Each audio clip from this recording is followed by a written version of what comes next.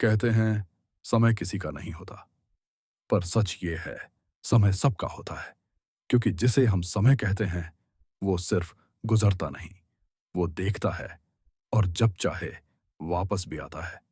आज की कहानी है कलिकाल, समय की विधवा, जो भोग में फूल मिठाई नहीं, बीती हुई जिंदगी का पछतावा खाती है।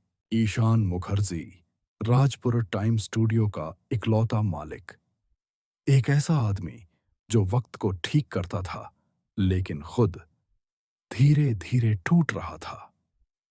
एक रात, जब शहर पर काले बादल छाए थे, स्टूडियो के दरवाजे के नीचे से एक पीतल का छोटा डिब्बा अंदर आया।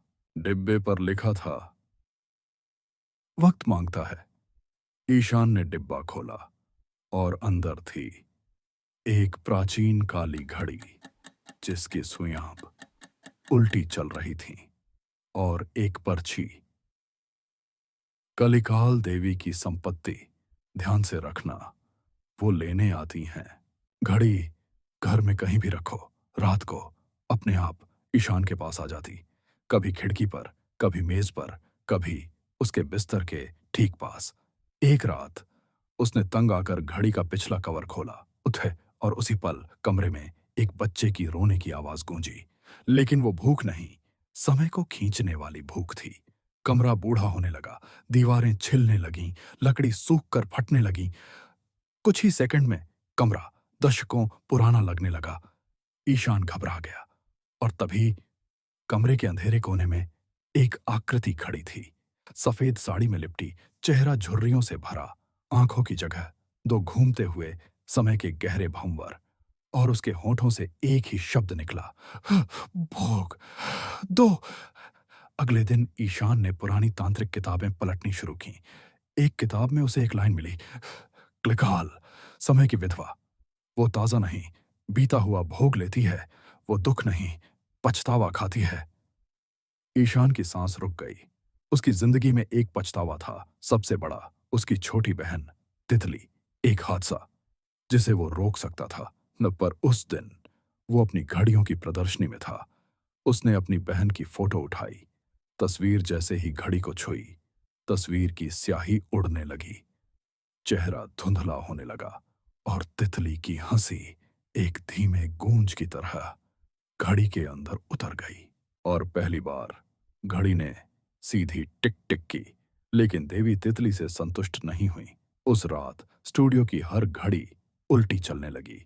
ईशान को अपने अतीत के दृश्य दिखने लगे, पिता की मौत, मां का अकेलापन, अधूरे रिश्ते, झूठ, कड़वे फैसले, अधूरे सपने, हर पछतावा एक काले धुएं की तरह निकलता, और घड़ी उन्हें निगल जाती। हर भोग के साथ ईशान बूढ़ा होता गया। उसका चेहरा झुर्रीदार, आंखें धंसी हुई, बाल चांदी जैसे। कुछ ही दिनों में वो एक बुजुर्ग आदमी की तरह लगने लगा। और फिर घड़ी की सुइयां एकदम रुक गईं। कमरे की हवा जम गई। वो आकृति, वही सफेद साड़ी वाली विधवा, दोबारा उसके सामने खड़ी थी।